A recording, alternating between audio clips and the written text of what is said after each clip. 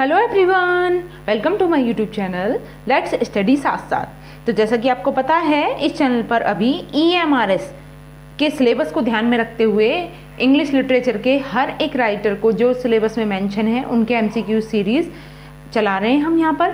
और इसमें मैं काफ़ी सारे राइटर्स कवर अप करा चुकी हूँ। अभी लास्ट वीडियो तक हमने वॉल्ट विटमैन के मोस्ट इम्पॉर्टेंट MCQs की प्रैक्टिस की। आज जो हम राइटर करने वाले हैं उनका नाम है नैथनियल हॉथॉर्न। ठीक है, तो हॉथॉर्न जो राइटर हैं बहुत ही फेमस अमेरिकन नॉवेलिस्ट हैं ये, और ज़्यादातर इन्हें डार्क रोमांटिसिज्म के लिए जाना जाता है। तो इनके जो मोस्ट इम्पॉर्टेंट MCQs हैं उनको आज हम कवर अप करने वाले हैं।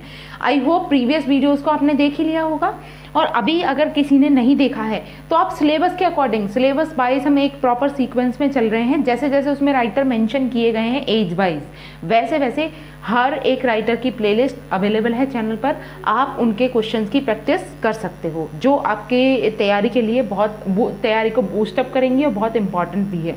चलिए फिर शुरू करते हैं आज की वीडियो।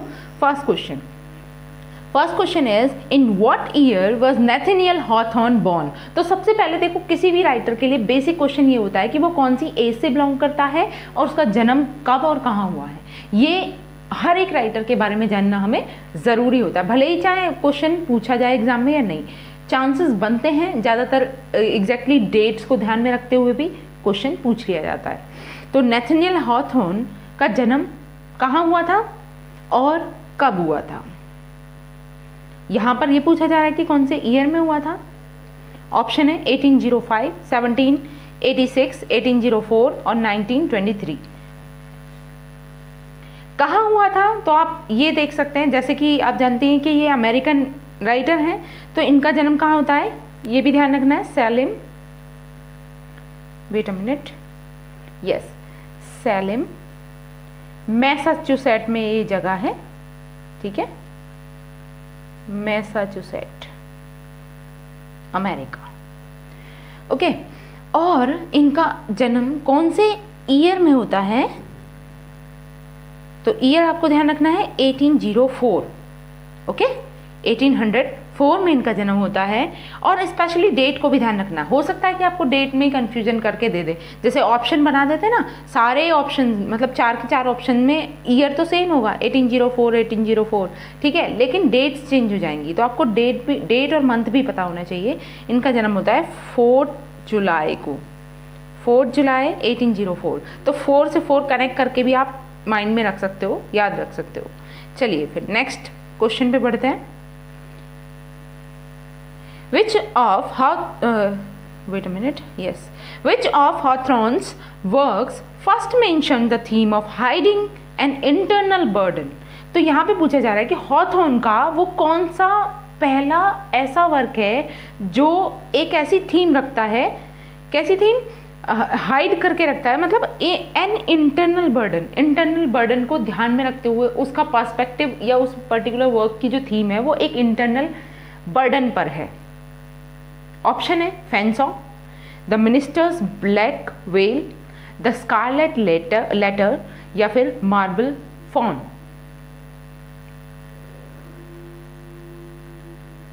देखिए, एक चीज यहां पर आपको ये ध्यान रखनी है कि फेंसो जो वर्क है ना इनका, ये इनका फर्स्ट वर्क था, मतलब पहला वर्क था।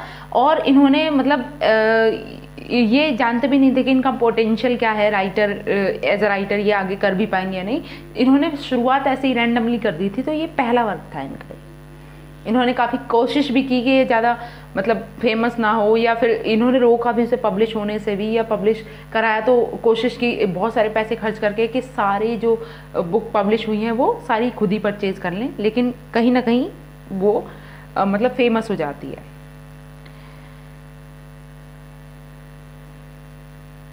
बताइए यहाँ पे क्या राइट आंसर होगा, कौन सा ऐसा वर्क है जिसकी जो थीम है वो क्या है, an internal burden, hiding an internal burden.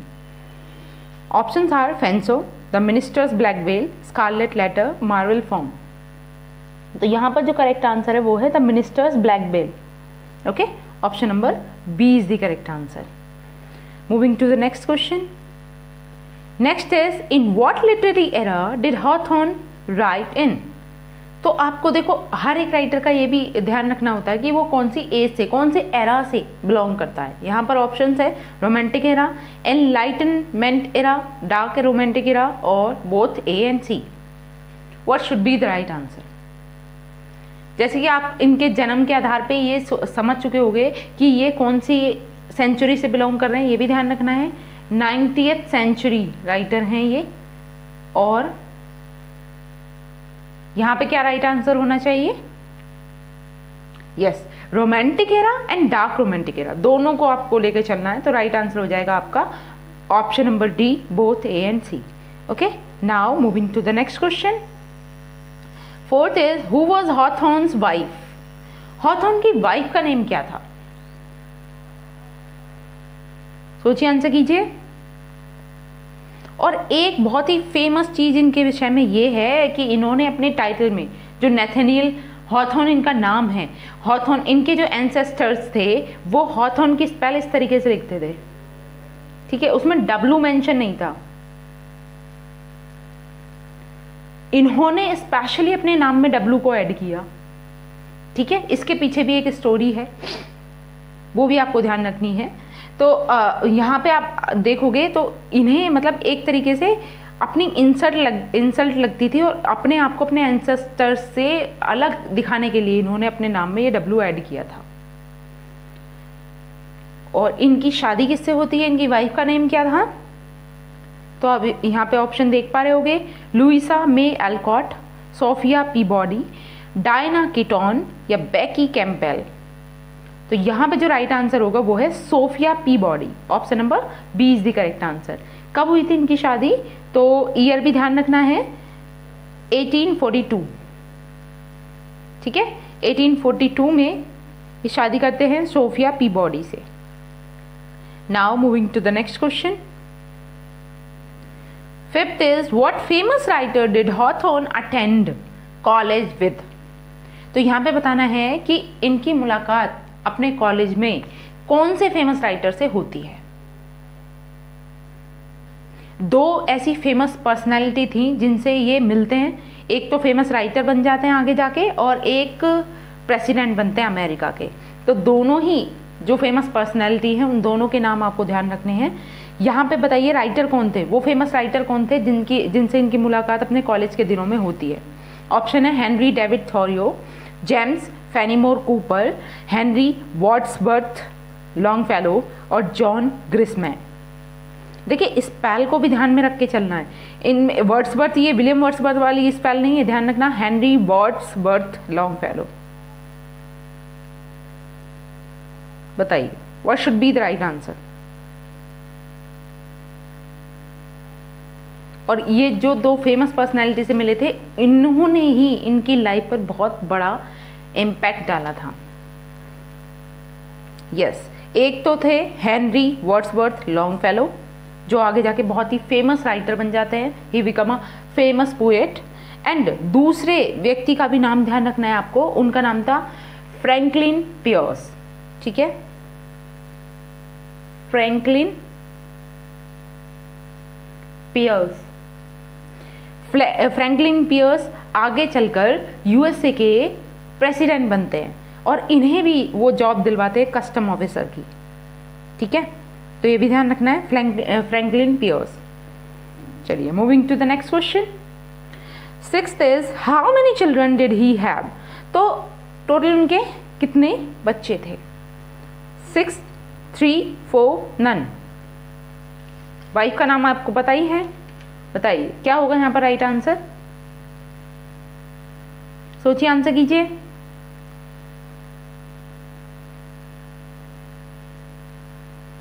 Yes, 3 children. Option number B is the correct answer. Moving to the next question. Seventh is what famous work was dedicated to Hawthorne? ऐसा कौन सा famous work था जो Hawthorne को dedicate किया गया? Options are Twilight, Sleepy Hollow या Wastelands या मोबी डिक। सोचिए, आंसर कीजिए।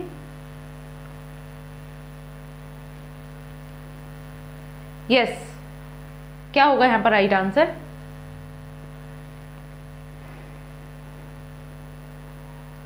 देखिए एक बहुत ही फेमस राइटर रहे हैं, उनका नाम था मेलविल। मेलविल, ठीक है। मेलविल ने हॉथॉर्न के एक बहुत ही फेमस वर्क का रिव्यू भी किया था, ठीक है। और जो रिव्यू किया था उस वो एक शॉर्ट स्टोरी कलेक्शन था हॉथॉर्न का। नैथानिएल हॉथॉर्न का एक शॉर्ट स्टोरी कलेक्शन था जिसका नाम था मूसेस फ्रॉम एन ओल्ड मॉन्स, ठीक है। उसका ये रिव्यू करते हैं मेलविल, और रिव्यू करने के बाद में उस पर्टिकुलर रिव्यू का नाम ये रखते हैं हॉथॉर्न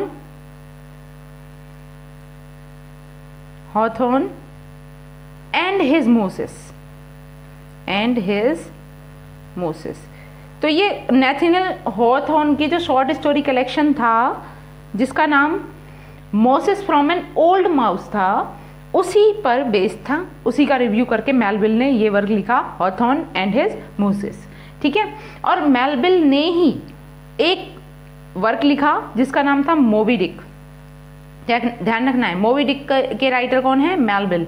मेलविल ने एक वर्क लिखा मोबी डिक, जिसको इन्होंने डेडिकेट किया नैथानिएल हॉथॉर्न को। Okay, option number D is the correct answer. तो यहाँ पे राइट आंसर मोबी डिक हो जाएगा, और ये बहुत ज़्यादा फेम पाया था वर्क।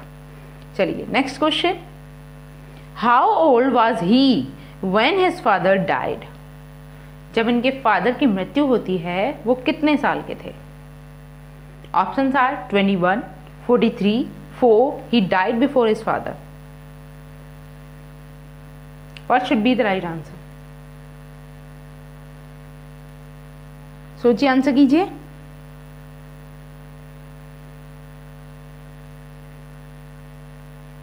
क्या हो सकता है इसका करेक्ट आंसर? देखिए, नैथानिएल हॉथॉर्न का जन्म होता है 1804 में, और इनके फादर की मृत्यु हो जाती है 1808 में, ठीक है। जब ये 4 साल के थे तभी इनके फादर की मृत्यु हो जाती है। इसके बाद इनकी जो माता जी थी जिनका नाम था एलिजाबेथ क्लार्क मैनिंग, वो अपने भाई के यहाँ चली जाती हैं इन्हें लेकर। तो इनकी परवरिश इनके अंकल और इनकी मदर दोनों मिलकर करते हैं। अंकल का नाम था इनके रॉबर्ट मैनिंग, ठीक है। और फादर का नेम भी ध्यान रखना है, फादर का नेम था Daniel Hawthorne. Daniel, wait a minute, आप चाहो तो नोट कर सकते हो। फादर का नेम था डैनियल हॉथॉर्न। ध्यान रखना है, ये डब्ल्यू ऐड नहीं करते थे हॉथॉर्न, डब्ल्यू ऐड किसने किया? नैथानिएल हॉथॉर्न ने, ठीक है। इनकी मदर जो थी वो कौन थी? मदर थी Elizabeth Clark Manning. Elizabeth Clark, wait a minute, Clark Manning, ठीक है। आई होप ये विजिबल होगा आपको, मैनिंग, ठीक है। और इनके अंकल, या हिंदी में कहें तो मामा जी, रॉबर्ट मैनिंग थे, ठीक है। अंकल कौन थे? अंकल भी का भी नाम जुड़ा हुआ है इनसे, इसलिए ध्यान रखना है, Robert Manning. Okay okay, now moving to the next question. Question number 9 is what was his father's occupation? इनके पिताजी का व्यवसाय क्या था? Options are author, navy seal, factory worker, या फिर फार्मर। क्या हो सकता है इसका राइट आंसर? सोचिए, आंसर कीजिए।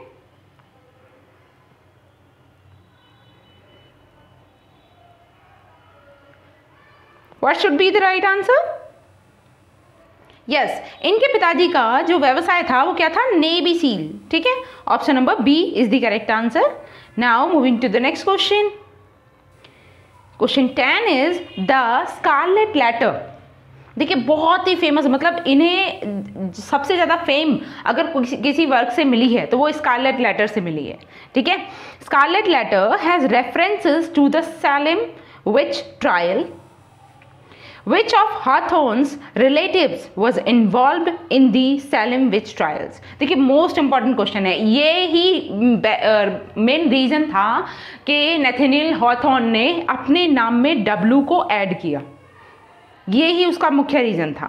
ठीक है, इनके जो एंसेस्टर्स थे वो अपना जो सरनेम था उसमें डब्ल्यू ऐड नहीं करते थे, इन्होंने डब्ल्यू ऐड किया उनसे अपने आप को अलग करने के लिए। और उनसे ये अलग क्यों हुए, उनसे खफा क्यों हुए थे ये, तो इसी रीजन से, सैलेम विच ट्रायल की वजह से। ठीक है, ऑप्शन है यहाँ पर फादर, अंकल, ग्रेट ग्रैंडफादर या फिर ग्रेट ग्रैंड मदर। तो राइट आंसर क्या होगा यहाँ पे, कौन इस पर्टिकुलर उसमें ट्रायल में इन्वॉल्व थे।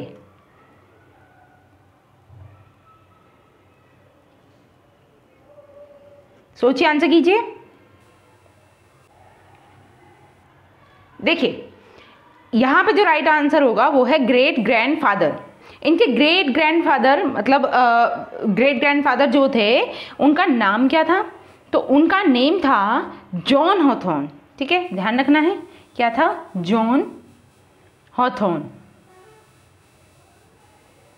ठीक है, और ये एक जज थे।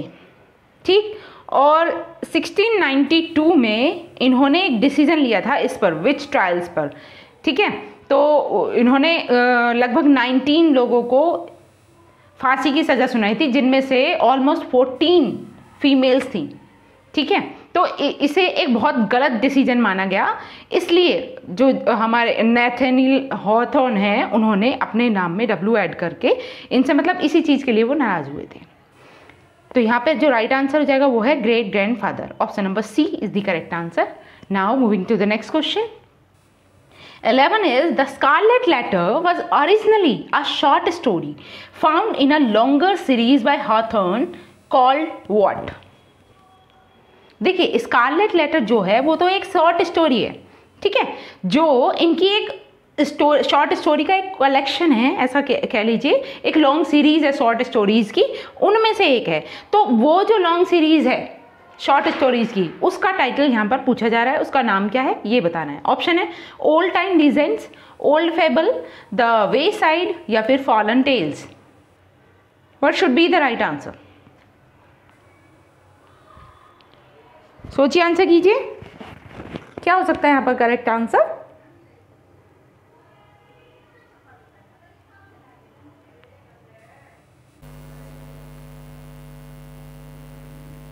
यस, उस लॉन्गर सीरीज का नाम है ओल्ड टाइम लेजेंड्स। ठीक है, option number A is the correct answer, और स्कारलेट लेटर भी उसी लॉन्गर सीरीज का पार्ट है। Okay, now moving to the next. 12 is who convinced Hawthorne to publish the Scarlet Letter as a novel? किसने नैथनियल Hawthorne को convince किया था किस चीज़ के लिए, कि स्कारलेट लेटर जो कि एक शॉर्ट स्टोरी की फॉर्म में पब्लिश होती है उसको एज अ नॉवल पब्लिश करने के लिए। ऑप्शन है his wife, his publisher, his critics, his fans. तो क्या होगा यहाँ पर राइट आंसर? सोचिए, आंसर कीजिए।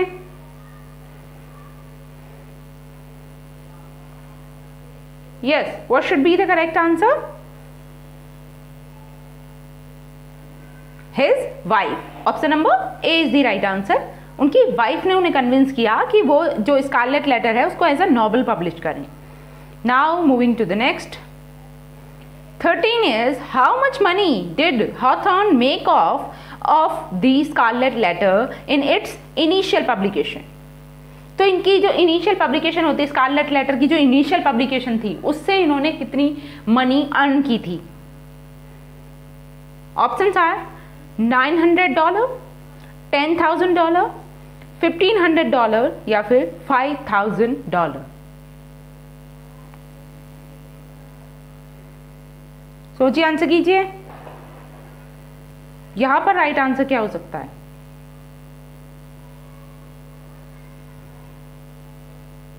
यस, यहां जो करेक्ट आंसर है वो होगा $1,500। ठीक है, option number C is the correct answer, $1,500। Moving to the next. What cemetery is Hawthorne buried in? तो वो कौन सी वाली सिमेट्री थी? सिमेट्री मतलब एक तरीके से इनका क्रिश्चियन लोगों का शमशान घाट बोल लीजिए। तो कौन सी सिमेट्री में इनको दफनाया गया था हॉथॉर्न को? ऑप्शन है स्लीपी हॉलो सिमेट्री,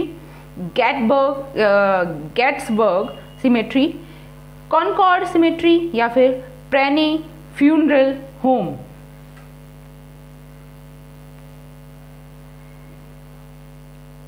यस, यहां पर करेक्ट आंसर क्या होगा?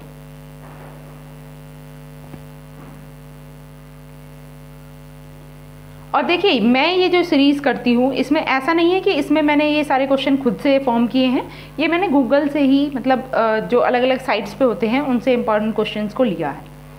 ठीक है, क्या होगा इसका राइट आंसर? तो उस पर्टिकुलर सिमेट्री का नाम था स्लीपी हॉलो सिमेट्री। ठीक है, ध्यान रखना है, पूछ लिए जाते हैं ऐसे क्वेश्चन भी। Option number A is the correct answer, sleepy hollow cemetery. Next is what year did Hawthorne's wife die? कौन से साल में हॉथॉर्न की पत्नी की मृत्यु हो जाती है? इनकी शादी कब हुई थी? ईयर बताया था मैंने।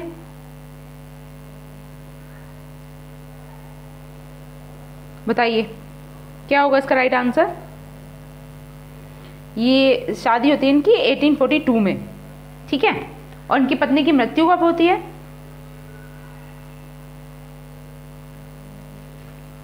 1709, 1871, 1901, 1864।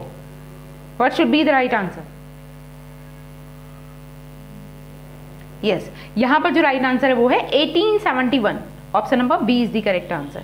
Moving to the next, 16 is which of Hawthorne's daughters became a famous author? तो हॉथॉर्न की वो कौन सी बेटी थी जो एक फेमस ऑथर बनती है आगे जाके? जैसे आप जानते ही हैं कि इनके कितने चिल्ड्रन थे, 3 चिल्ड्रन थे। तो उनमें से कौन सी बेटी थी जो आगे जाके फेमस ऑथर बनती है? ऊना हॉथॉर्न, बैकी हॉथॉर्न, रोज हॉथॉर्न या फिर जूलियन हॉथॉर्न? क्या नाम था उनका? सोचिए, आंसर कीजिए।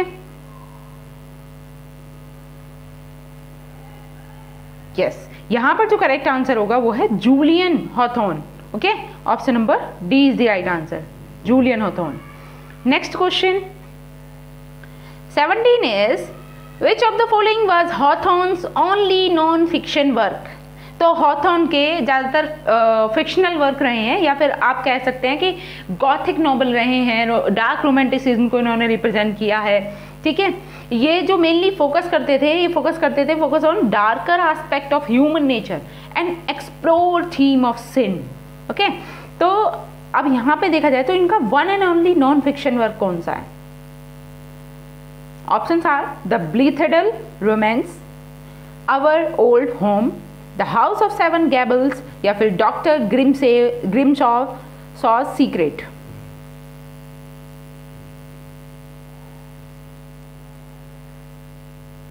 Yes, what should be the right answer?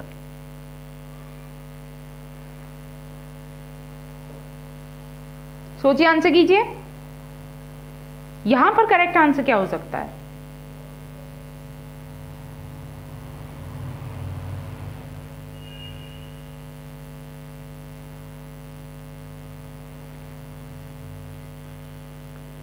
Yes, इसका जो राइट आंसर है वो है Our old Home. Option number B is the correct answer, Our old Home. और ये बेसिकली क्या है? It is a collection of essays based on his experiences during his time in England. ये बाद में अमेरिका से इंग्लैंड शिफ्ट हो जाते हैं, तो इन्होंने जो इंग्लैंड में अपना टाइम व्यतीत किया, वहां का जो उनका अपना खुद का एक्सपीरियंस था उस पर बेस्ड एसेज का कलेक्शन है ये Our old Home. Now moving to the next, 18 is what was Hawthorne's last publication before death? तो मृत्यु से पहले की हॉथॉर्न की लास्ट पब्लिकेशन कौन सी थी? Options are our old home, the Scarlett letter, the marble faun, doctor Grimshawe's secret.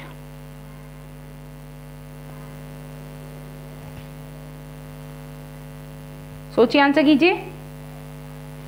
ये इस टाइप के वर्क भी ध्यान रखने चाहिए, जैसे हर एक राइटर का ज़्यादातर फर्स्ट वर्क जरूर पूछा जाता है, फर्स्ट पब्लिश्ड वर्क, या फिर कोई अनफिनिश्ड वर्क है वो पूछा जाएगा, या फिर लास्ट पब्लिश्ड वर्क पूछा जाएगा, या फिर कोई इकलौता ऐसा है, जैसे यहाँ पे एक इकलौता वन एंड ओनली इनका नॉन फिक्शनल वर्क था उसको पूछा गया।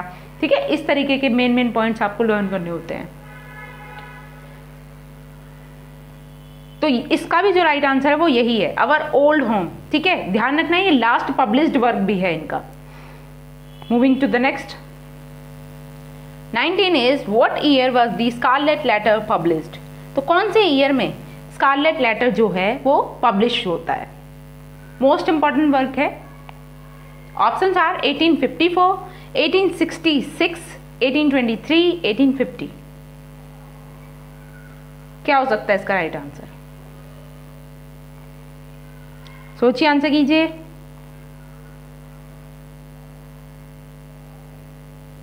Yes, what should be the right answer?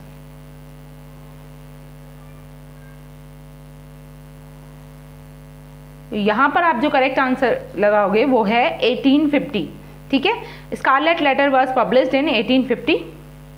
Moving to the next question number 20, what was Hawthorne's cause of death.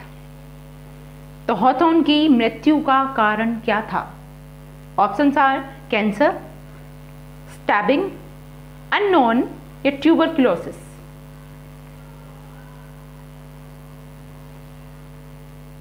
Yes, यहां पर करेक्ट आंसर क्या होना चाहिए? कैंसर था, स्टैबिंग था, अननोन है या फिर ट्यूबरक्लोसिस था।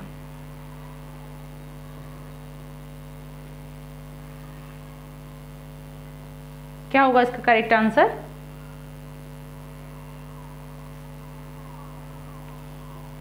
यस, ये अननोन है।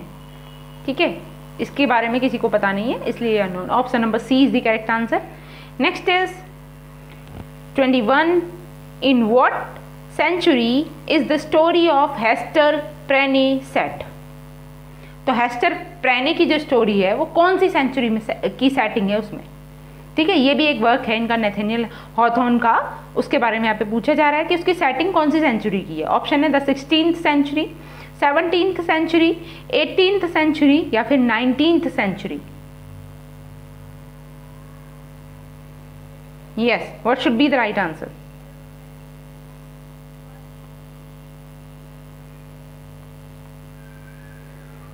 ये स्कारलेट लेटर से ही रिलेटेड है, हेस्टर प्रेने।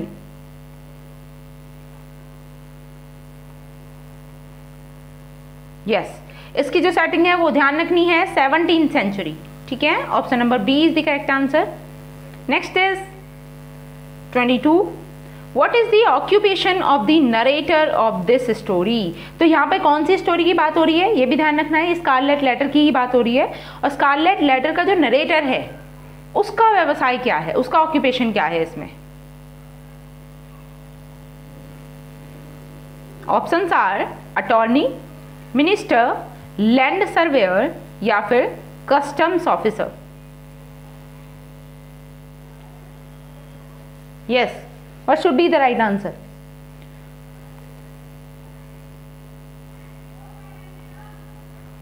सोचिए, आंसर कीजिए। What is the occupation of narrator of this story? तो यहां पर जो करेक्ट आंसर होगा वो है customs officer. Option number D is the right answer. Okay, now moving to the next question. 23rd is where do Hester and Chillingworth live before coming to America. तो Hester और क्लिंगवर्थ कहां पे रह रहे थे अमेरिका आने से पहले? सोचिए, आंसर कीजिए। These are the characters of Scarlet Letter और इनके बारे में पूछा जा रहा है यहाँ पे। Where do Hester and Chillingworth live before coming to America? Options are Amsterdam, Paris, Edinburgh या फिर जमैका। यस, क्या हो सकता है इसका करेक्ट आंसर?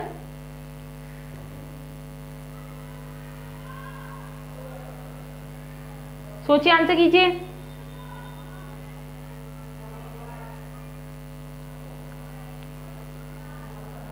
यहाँ पर जो करेक्ट आंसर है वो है Amsterdam.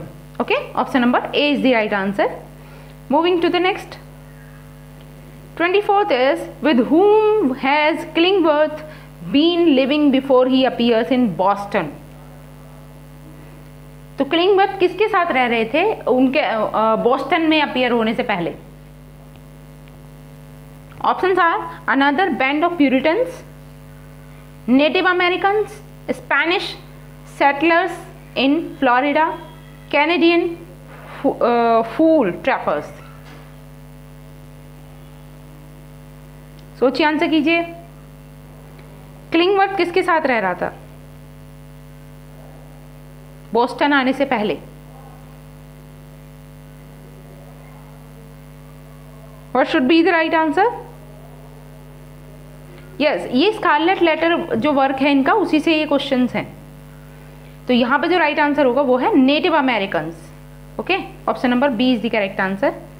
Moving to the next, 25th is what is situated immediately outside the door of the prison in which Hester is kept? जिस प्रिजन में हेस्टर को रखा जाता है उसके जस्ट सामने, उस प्रिजन के जस्ट उसके डोर के जस्ट सामने क्या सिचुएटेड था? What is situated immediately outside the door of the prison in which Hester is kept? Option है a rose bush, a pine tree, a gallows, a graveyard. सोचिए, answer कीजिए, क्या होगा इसका correct answer?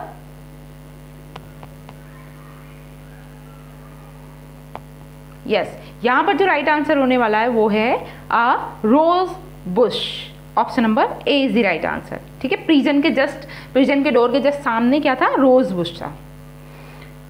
Next, 26th, what item in the governor's mansion shows Hester a distorted reflection of herself?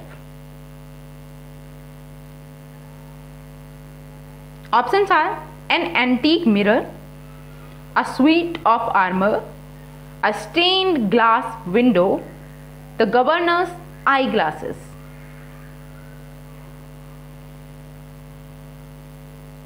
Governor का जो mention था उसमें हेस्टर को अपना डिस्टॉर्टेड रिफ्लेक्शन जो दिखता है वो किस आइटम में दिखता है?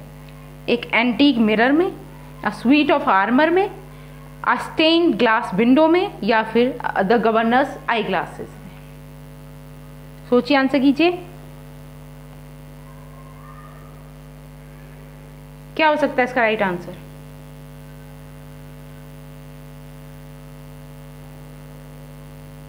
यस, यहां पर जो राइट आंसर है वो है a suit of armour. Option number B is the correct answer. Moving to the next,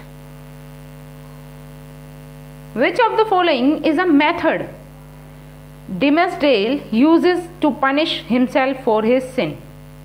डिमेस्डेल भी एक कैरेक्टर है स्कारलेट लेटर का ही, और इन्होंने पूछा है कि यहाँ पर कौन सा मेथड डिमेस्डेल यूज करता है खुद अपने आप को अपने पापों के लिए पनिश करने के लिए। ऑप्शन है स्कॉर्जिंग और विपिंग, फास्टिंग, विजिल्स, यानी विजिल्स का अर्थ भी दिया हुआ है extended periods of wakefulness and और प्रेयर, या फिर ऑल ऑफ दी अबव। सोचिए, क्या हो सकता है इसका right answer? Yes, what should be the right answer?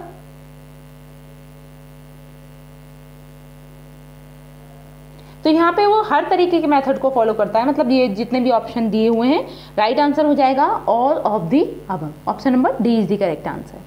Moving to the next, 28th is in what city do Hester and Pearl live? तो हेस्टर और पर्ल कौन सी सिटी में रह रहे थे? ऑप्शंस हैं सैलिम, प्रोविडेंस, बोस्टन, या फिर Hartford. Yes, what should be the right answer? उस पर्टिकुलर सिटी का नेम बताना है यहाँ पे जहाँ पे हेस्टर और पर्ल रह रहे थे। तो वो सिटी थी Boston. Option number C is the correct answer. Moving to the next, 29 who is Mistress Hibbins. Mistress Hibbins कौन होती हैं इस पर्टिकुलर वर्क में? ऑप्शन है the governor's sister, Hester's mother, Dimmesdale's aunt या फिर Chillingworth's second wife. Mistress Hibbins, yes, what should be the right answer?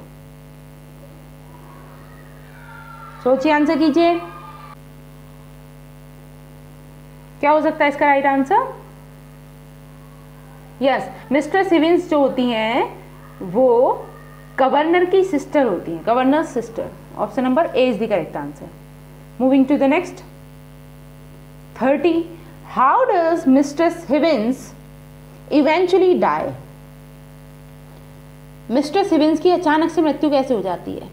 Option है she is strangled by Chillingworth, she wastes away in a diphtheria epidemic, she is executed publicly as a witch, Pearl puts a hex on her।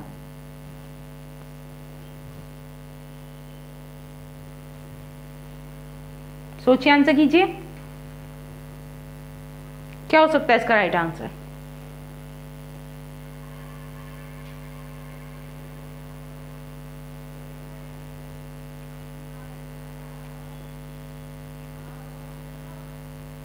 Yes, यहां पर जो right answer है वो है she is executed publicly as a witch. ठीक है, option number C is the correct answer. Okay then, आज के लिए हम इतना ही रखेंगे। आई होप मेरी वीडियो आपको अच्छी लगी होगी, और अगर वीडियो अच्छी लगी है तो आपको इसको लाइक करना है, शेयर करना है, और चैनल पर नए हैं तो चैनल को सब्सक्राइब भी करना है। साथ ही अगर आपको इसकी पीपीटी वगैरह लेनी है तो आप इस चैनल से कनेक्ट हो सकते हैं। टेलीग्राम चैनल का नेम भी यही है, as it is capital letter में डालोगे आपको मिल जाएगा। अभी बहुत कम लोग उससे जुड़े हुए हैं, धीरे धीरे उसमें जब ऐड हो जाएंगे ज़्यादा मार्जिन में लोग, तो मैं उस पर इसकी पीपीटी वगैरह शेयर करना शुरू कर दूँगी। ठीक है, मिलते हैं नेक्स्ट वीडियो में, तब तक के लिए thanks for watching, keep learning and keep supporting me. और हाँ, अगर आप कोई सजेशन देना चाहते हैं तो कमेंट बॉक्स में लिखकर बता सकते हैं। Thank you.